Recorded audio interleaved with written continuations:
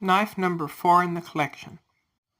This is a Case 6220 Peanut in Caribbean saw-cut blue bone handles. The blades are made out of stainless steel, and this particular knife was made in 2019. This knife weighs in at 1.25 ounces and is about 2 3/4 inches long when closed. I bought this knife used at a local pawn shop. All I really had to do was sharpen it and polish it up. I do have the original box with this knife. This is a two-bladed knife with half stops.